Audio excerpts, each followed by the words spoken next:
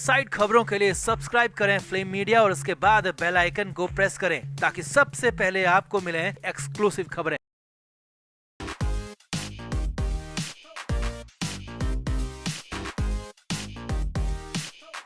महाराष्ट्र की राजनीति में नए समीकरण नजर आ रहे हैं। इस बार उद्धव ठाकरे की करारी हार हुई तो उद्धव ठाकरे हाथ पैर मार रहे हैं कि कैसे खुद की जमीन को बचाकर रखा जाए, कैसे खुद के नेताओं को, कार्यकर्ताओं को बचाकर रखा जाए। और इसी के लिए उद्धव ठाकरे की पार्टी और खुद उद्धव ठाकरे लगातार कोशिशों में है। लेकिन इस बीच ऐसा कुछ हुआ है जिसने महाराष्ट्र की सियासत में भूचाल ला दिया है, क्योंकि खबर यहाँ तक है कि उद्धव ठाकरे ने राज ठाकरे से मिलने का वक्त मांग लिया। जी हाँ, मिलना चाहते हैं राज ठाकरे से उद्धव ठाकरे। तो क्यों ऐसा हो गया और क्यों आदित्य ठाकरे को बीच में लाया गया है, मोहरा बनाकर सब कुछ आपको दिखाते हैं, बताते हैं। आप भी इस वीडियो को शेयर करें, कमेंट बॉक्स में अपनी राय जरूर दें।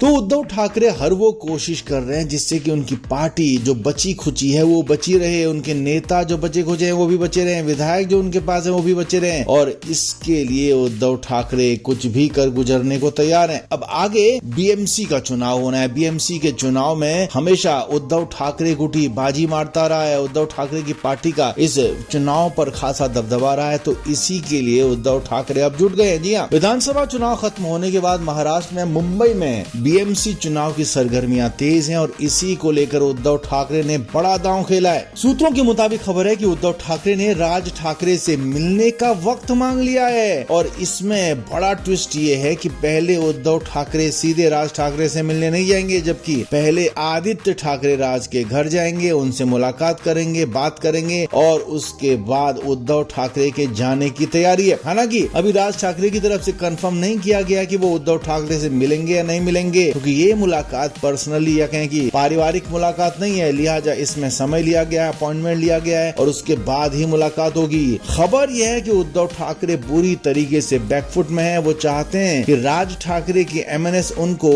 यानी कि उद्धव ठाकरे को महाराष्ट्र की जो बीएमसी में जो चुनाव होने उस बीएमसी चुनाव में उनका समर्थन करे, या फिर उद्धव ठाकरे के अच्छे कैंडिडेट्स की जगह पर एमएनएस अपने प्रत्याशी खड़े ना करें। इसके लिए कोशिश हो रही है, इसके लिए बातें हो रही है। अब हालांकि खबर तो यह भी है कि बीजेपी भी राज ठाकरे को अपने पाले में करने की कोशिश में जुट गई है। देवेंद्र फडणवीस खुद चाह रहे हैं कि राज ठाकरे से वो बात करें, राज ठाकरे के साथ, एमएनएस के साथ बीएमसी चुनाव के लिए गठबंधन करें। तो दो तरफ से फिलहाल तो राज ठाकरे के हाथों में लड्डू दिख रहे हैं। एक तरफ तो उद्धव ठाकरे बैकफुट में है और कुछ भी कर गुजरने को तैयार हैं, बस मिलना चाहते हैं राज ठाकरे से, जबकि दूसरी तरफ देवेंद्र फडणवीस हैं जो कि मुख्यमंत्री हैं, उनके पास सरकार है, तो वो राज ठाकरे से मिलकर राज ठाकरे से बीएमसी चुनाव में समर्थन के लिए बात कर सकते हैं, गठबंधन के लिए बात कर सकते हैं। तो देखना, अब पाले में सब कुछ राज ठाकरे के आ गया। लेकिन हाँ, ये साफ है कि उद्धव ठाकरे बुरी तरह से डर गए हैं, घबरा गए हैं और इसीलिए अब वो कुछ भी करने को तैयार है और अपने चिर दुश्मन, चिर प्रतिद्वंदी माने जाने वाले राज ठाकरे से भी मिलने से गुरेज नहीं कर रहे हैं। तो आपका इस पर क्या कहना है, कमेंट बॉक्स में आप जरूर बताएं, वीडियो को शेयर भी करें।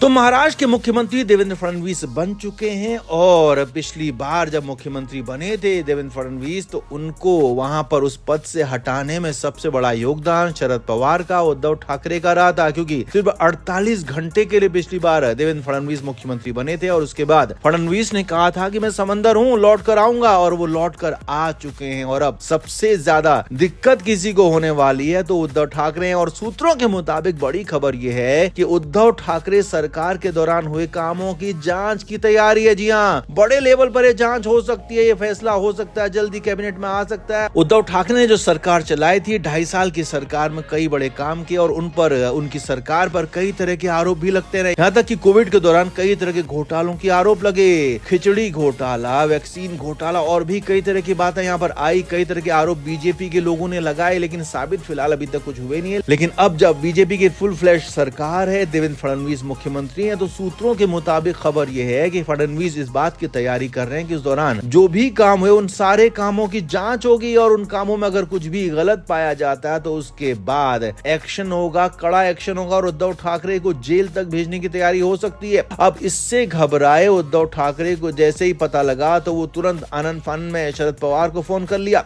अब बीच में खबर यहां तक आई थी कि उद्धव ठाकरे ने शरद पवार से बातचीत बंद कर दी है, शरद पवार से मिलना जुलना बंद कर दिया, उनका फोन तक नहीं उठाया और यहां तक कि नाना पटोले से भी खुद को अलग करने की कोशिश की, क्योंकि उद्धव ठाकरे अब चाहते हैं कि वो अकेले हिंदुत्व की राह पर आगे बढ़े, कांग्रेस और एनसीपी शरद पवार से अलग दिखें, अलग रहें। लेकिन जब खुद के सर पर मुश्किल आई तो उद्धव ठाकरे परेशान हो गए और अंत में शरद पवार और नाना पटोले के पास ही पहुंच गए। जी हां, खबर यह है कि रविवार की देर रात शरद पवार को उन्होंने फोन किया, नाना पटोले को भी घर पर बुलाया और इमरजेंसी कहकर दोनों नेताओं को मातोश्री में बुला लिया। अब इसके बाद मीटिंग हुई। अब यहाँ पर सूत्रों के मुताबिक खबर है कि उद्धव ठाकरे ने अपने दिल की बात, अपने दिल का दर्द बताया कि अगर कुछ गलत होता है, कुछ ऊंच नीच होती है तो उनकी पार्टी तो छीन ली गई है, उनकी सरकार भी पहले छीन ली गई और अब उनका नाम, यानी कि उनको पूरी तरह से बदनाम करने की तैयारी हो रही है, उनको पूरी तरह से खत्म करने की, उनकी पूरी राजनीति को जड़ से मिटाने की तैयारी हो रही है। तो ऐसे में उन्हें जरूरत है शरद पवार की मदद की, नाना पटोले की मदद की। लेकिन यहाँ पर तो पवार और पटेले पहले से ही नाराज थे। जी हाँ, उन्होंने कह दिया कि अब आप जब पहले अपने अलग तरीके के बयान देते हैं तो आपको तब भी सोचना चाहिए कि अंत में पवार और पटोले ही आपके काम आने वाले हैं। तो हुआ भी यही, काफी देर तक हंगामा होता रहा। शरद पवार ने, नाना पटोले ने उद्धव ठाकरे को हिदायत दी कि उस तरह की बातें ना करें, अगर गठबंधन में है तो गठबंधन को लेकर बातें करें, हाँ अगर आपको गठबंधन छोड़ना है तो फिर पूरी तरह से छोड़ दें। ऐसे पिक एंड चूज नहीं होगा कि अच्छी अच्छी बातों को हम चूज कर लें और खराब चीजों को हम छोड़ दें, ये बिल्कुल भी नहीं चलेगा। हालांकि उद्धव ठाकरे बेहद ज्यादा प्रेशर में दिखे, उद्धव ठाकरे पूरी तरह से सरेंडर्ड मूड में दिखे और साफ उन्होंने कह दिया कि वो महाविकास अघाड़ी में थे, हैं और आगे भी रहेंगे। यानी कि उद्धव ठाकरे बीच में जो घुड़की दे रहे थे कि वो अलग हो जाएंगे, ऐसा कुछ होने वाला नहीं है। उद्धव ठाकरे डर कर, घबरा कर एक बार फिर से शरद पवार और नाना पटोले की ही तरफ गए और दोनों ने फिलहाल उद्धव ठाकरे की मदद का भरोसा दिया, लेकिन मदद कितनी करेंगे कहा नहीं जा सकता है। तो कुल मिलाकर उद्धव ठाकरे फंस गए हैं। देवेंद्र फडणवीस के एक कदम से उद्धव ठाकरे की रातों की नींद उड़ गई है। तो आपका इस पर क्या कहना है, कमेंट बॉक्स में आप जरूर बताएं, वीडियो को शेयर भी करें।